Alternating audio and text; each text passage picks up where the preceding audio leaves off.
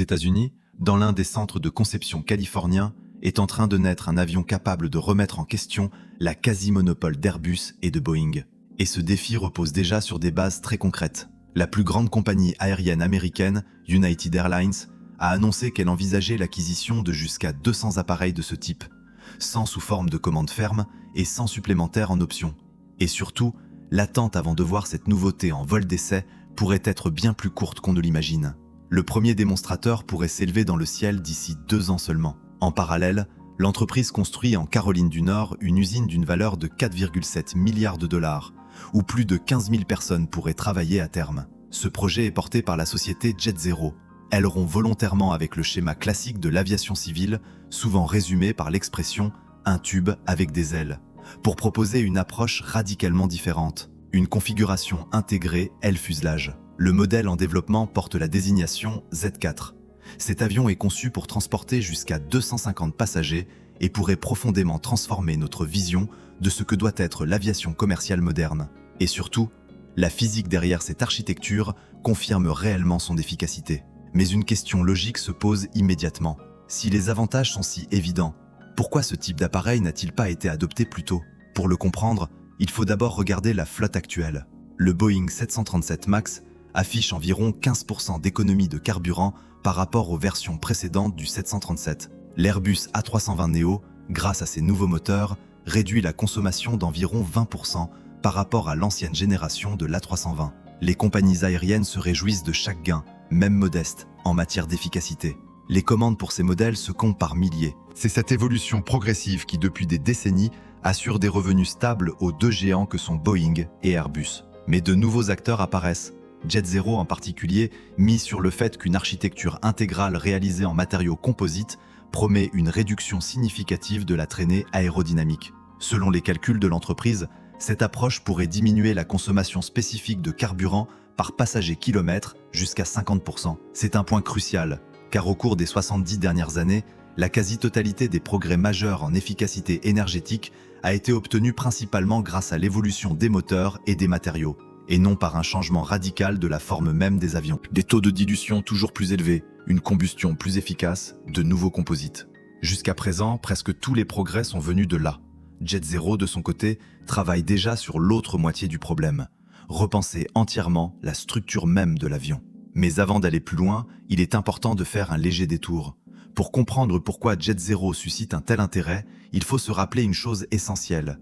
Les avions modernes de Boeing et d'Airbus ne sont, au fond, que l'évolution d'une même architecture vieille de plus de 70 ans. Des ailes allongées, des winglets plus sophistiqués, des moteurs plus économes, l'introduction de matériaux composites. Tout cela reste une amélioration progressive du schéma classique, tube avec des ailes, dont le potentiel aérodynamique approche aujourd'hui de ses limites. C'est précisément pour cette raison que JetZero pourrait représenter un véritable saut technologique. Et il ne s'agit pas d'un énième start-up porté par des promesses irréalistes. Le projet repose sur une base technique extrêmement solide. Le directeur technique de l'entreprise, Mark Page, est un ingénieur qui, dès les années 1990, dirigeait déjà un programme commun entre la NASA et McDonnell Douglas consacré à l'étude d'avions à configuration intégrée aile-fuselage. Nous ne sommes donc pas face à une initiative amateur, mais à un travail mené par des professionnels qui se trouvaient aux origines même de ce concept. Le conseil d'experts comprend également des noms comme Bob Liebeck ou Bunny Rodell, des ingénieurs considérés comme des figures clés dans le développement moderne de cette architecture au sein de la NASA. Ce sont précisément ces spécialistes qui ont participé à la création de l'avion expérimental X-48, conçu pour étudier la résistance structurelle, l'aérodynamique et les spécificités d'exploitation d'une configuration intégrée. Ils savent parfaitement quelles solutions sont viables et lesquelles ne le sont pas. L'équipe dirigeante de JetZero ressemble presque à un annuaire des meilleurs ingénieurs aéronautiques au monde. On y retrouve des spécialistes passés par Boeing, Airbus, Embraer, Bombardier, Pratt & Whitney, Rolls-Royce, General Electric, Gulfstream, Northrop et même SpaceX. Une telle composition montre clairement que le projet s'appuie sur l'expérience de personnes qui, depuis des décennies, construisent l'aviation mondiale, civile comme militaire. Ces spécialistes maîtrisent parfaitement la certification, la production et, surtout, les besoins réels des compagnies aériennes. Mais l'expérience des dirigeants, à elle seule, ne garantit pas le succès. JetZero devait réduire les risques liés au lancement d'un avion totalement nouveau. Pour cela, l'entreprise avait besoin d'un partenaire solide, et ce partenaire est devenu le secteur militaire. Cependant, l'US Air Force n'a pas investi 235 millions de dollars simplement par curiosité. Elle fait face à un problème bien réel. La base de sa flotte de ravitailleurs repose encore sur les KC-135, des avions de plus en plus difficiles à maintenir en service, tandis que leur remplaçant, le KC-46, rencontre de sérieux obstacles. Cette situation est particulièrement critique dans la région Asie-Pacifique, où les missions stratégiques exigent une portée toujours plus grande. Les systèmes chinois de déni d'accès obligent à éloigner les avions ravitailleurs des zones d'opération, ce qui complique toute la logistique. Dans ce contexte, la configuration L-fuselage offre un avantage clé. Grâce à sa surface compacte, elle permet de stationner davantage d'appareils dans les mêmes hangars, augmentant ainsi la flexibilité et la rapidité de réaction. La portance supplémentaire du Z4 lui permet d'utiliser des pistes plus courtes, tandis que sa cabine large autorise le transport de palettes de fret plus hautes, un atout majeur pour les missions militaires. L'histoire ici joue un rôle susceptible d'inquiéter Boeing. Autrefois, l'entreprise avait conçu le Boeing 367-80 comme prototype civil, mais l'US Air Force l'avait adopté sous la désignation KC-135. Ce contrat militaire avait financé le développement du Boeing 707, qui est ensuite devenu, pendant des décennies, l'avion dominant de l'aviation commerciale. Aujourd'hui, JetZero suit pratiquement la même logique. Le programme militaire réduit les risques du projet civil. Mais ce schéma ne fonctionne que si la technologie tient réellement ses promesses. Et sur cette route se dressent 3 obstacles d'ingénierie majeurs, capables de freiner, voire d'arrêter le projet. Le premier concerne la pressurisation. Un fuselage tubulaire supporte beaucoup mieux les cycles répétés d'expansion et de contraction qui se produisent à chaque vol. Le cylindre est la forme la plus résistante face à la pression interne. À l'inverse, un avion à configuration L-fuselage doit supporter ces contraintes sur une géométrie bien plus complexe, ce qui impose l'utilisation de composites avancés conçus pour répartir les charges sur l'ensemble de la structure. JetZero mise clairement sur la fibre de carbone. Dans une architecture classique, la pression est supportée par le fuselage cylindrique, tandis que les efforts de flexion sont repris par les ailes. Sur le Z4, toutes ces contraintes sont réunies dans une seule structure, et seuls les composites modernes permettent de combiner à ce niveau légèreté et résistance. Dans les années 1990, lorsque la NASA a commencé à étudier ce concept, de tels matériaux n'existaient tout simplement pas encore. La deuxième difficulté concerne la compatibilité avec l'infrastructure aéroportuaire existante. Le Z4 est plus court, mais nettement plus large que les avions traditionnels. Il est conçu pour transporter jusqu'à 250 passagers sur une distance d'environ 9260 km, ce qui le place entre l'Airbus A330neo, le Boeing 787 et en partie l'Airbus A321 XLR. Mais cette largeur pose de réels problèmes sur les parkings et les voies de circulation. JetZero envisage des extrémités d'ailes repliables comme solution, même si les premiers prototypes en seront probablement dépourvus. Or, les compagnies aériennes n'aiment pas les avions spéciaux, et la modification des portes d'embarquement exigerait des investissements colossaux. La vraie question est donc la suivante. Les transporteurs sont-ils prêts à adapter leurs infrastructures si un nouvel avion permet de réduire la consommation de carburant et les émissions de près de 50%? La troisième difficulté est encore plus évidente, l'évacuation des passagers. Sur un avion à configuration L-fuselage, elle sera totalement différente de celle d'un avion classique. Les normes exigent une évacuation complète en 90 secondes, même si la moitié des issues est inutilisable. Cela complique fortement l'implantation des portes. De plus, la visibilité de l'équipage à travers la cabine en situation d'urgence devient plus difficile. La largeur de la cabine peut dépasser 30 mètres, contre environ 6 mètres sur un avion traditionnel. Reste enfin la question du confort des passagers. Seule une partie d'entre eux pourra être assise près des hublots, car la forme du fuselage se rapproche davantage d'un triangle que d'un cylindre. Pour ceux qui seront installés plus près du centre, il pourrait y avoir 20 à 30 sièges sur la même rangée, et seulement 2 places avec une vue sur l'extérieur, situées sur les côtés. Pour les personnes déjà mal à l'aise en avion, cela pourrait devenir un frein psychologique important. Et c'est précisément ici que tout devient clair. L'innovation va toujours de pair avec des compromis. JetZero devra convaincre non seulement les ingénieurs, mais aussi les futurs passagers que cette nouvelle forme d'avion vaut la peine de modifier l'expérience de vol à laquelle tout le monde est habitué. Mais s'ils parviennent à franchir toutes ces étapes, les clients sont déjà au rendez-vous. United Airlines s'est réservé la possibilité de commander jusqu'à 200 avions Z4. En réalité, il s'agit avant tout d'une formule marketing. United n'a pour l'instant pratiquement rien payé, mais sa participation a donné au projet une crédibilité énorme et a attiré l'attention de nouveaux investisseurs. D'autres transporteurs ont également manifesté leur intérêt. JetZero dispose déjà d'investissements et d'accords conditionnels d'achat avec Alaska Airlines. Et en mars 2025, Delta a annoncé un partenariat officiel. La compagnie a fourni des équipements pour un démonstrateur à taille réelle et a investi dans le développement de l'aménagement intérieur. Il ne s'agit pas de lettres d'intention de start-up obscures en quête de visibilité. United, Delta et Alaska font partie des plus grandes compagnies aériennes américaines, toutes dans le top 5 national. Elles ne parient pas sur des fantasmes.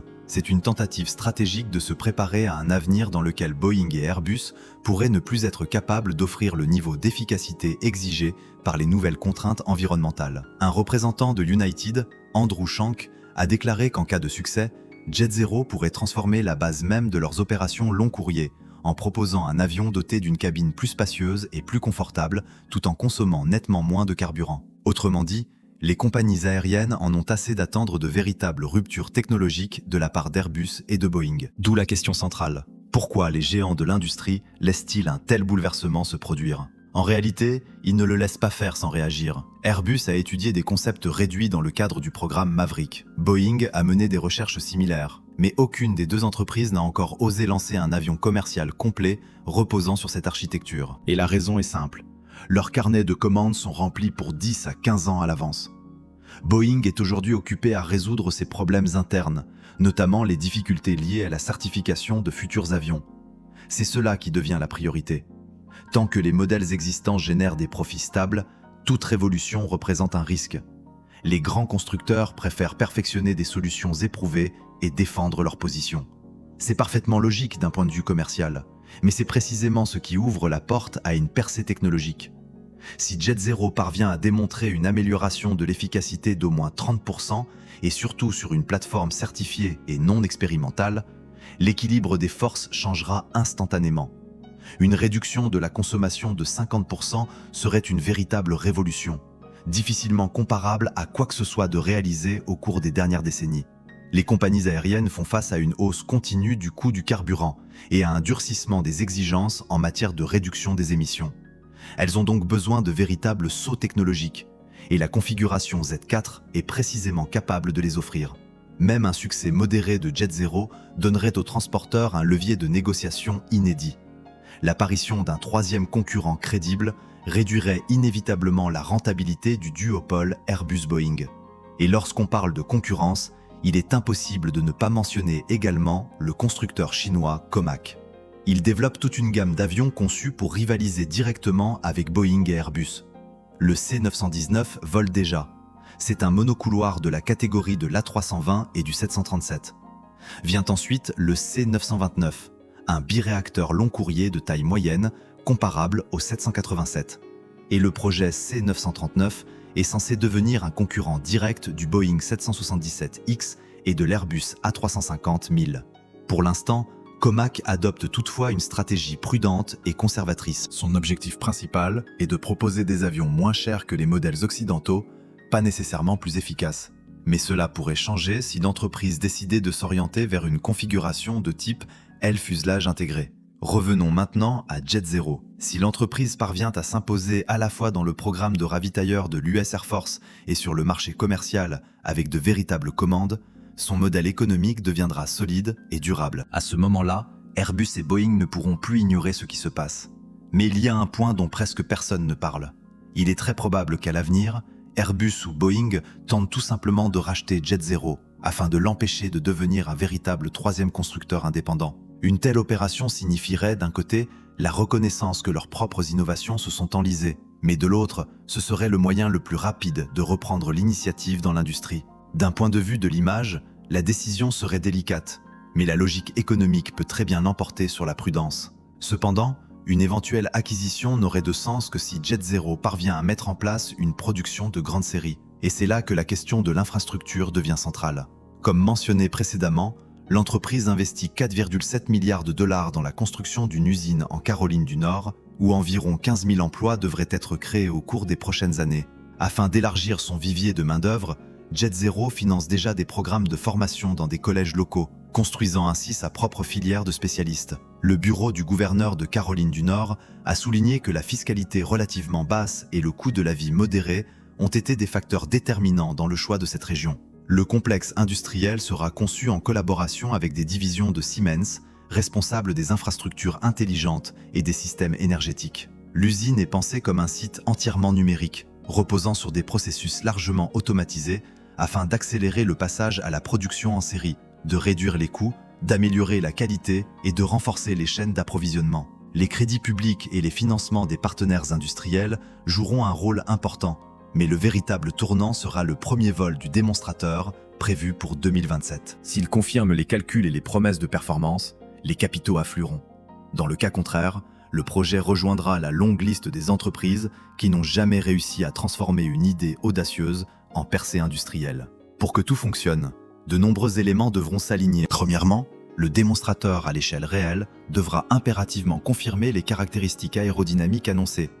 Le rapport portance traînée, la maniabilité, le comportement en vol, les niveaux de bruit au décollage et à l'atterrissage, ainsi que le fonctionnement des systèmes de commande sur une configuration non conventionnelle. Si les résultats s'avèrent inférieurs aux attentes ou si les gains d'efficacité ont été surestimés, le programme pourrait tout simplement s'effondrer. Deuxièmement, le projet devra franchir l'étape la plus complexe de toute l'aviation civile, la certification.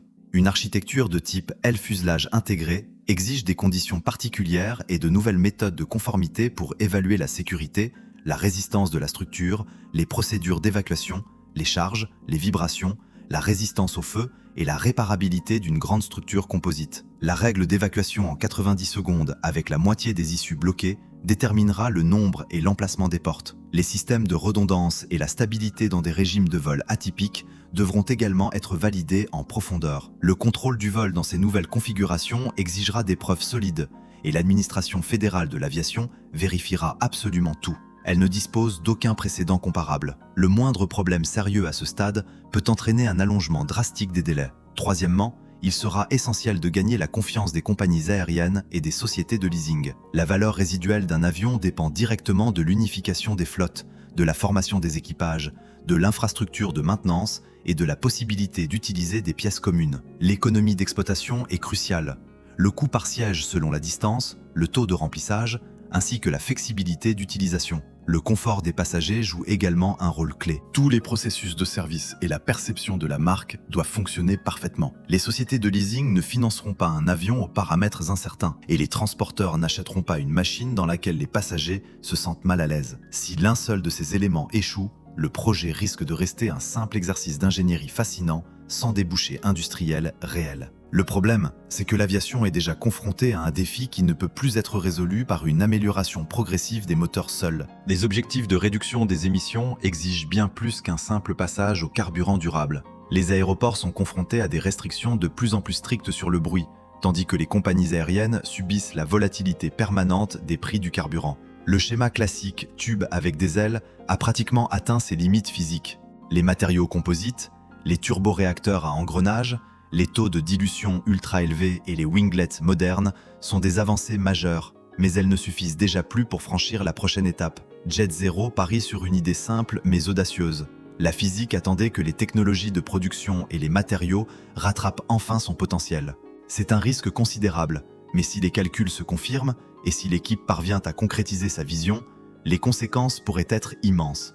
D'autant plus que cette conception n'est pas sortie de nulle part. Elle a déjà été testée, a volé sous forme de démonstrateurs expérimentaux et a été étudiée par les plus grands constructeurs aéronautiques. La technologie est viable. La vraie question n'a jamais été de savoir s'il est possible de construire un tel avion, mais plutôt de déterminer qui osera être le premier à le faire. Et en observant la vitesse à laquelle l'intérêt pour Jet Zero grandit, on a le sentiment qu'un acteur a enfin trouvé le courage d'aller à contre-courant des règles établies du monde de l'aviation. Alors, qu'en penses-tu ? Jet Zero marquera-t-il le début d'une nouvelle ère de l'aviation commerciale ou restera-t-il un audacieux mais simple expériment ? Écris ton avis dans les commentaires.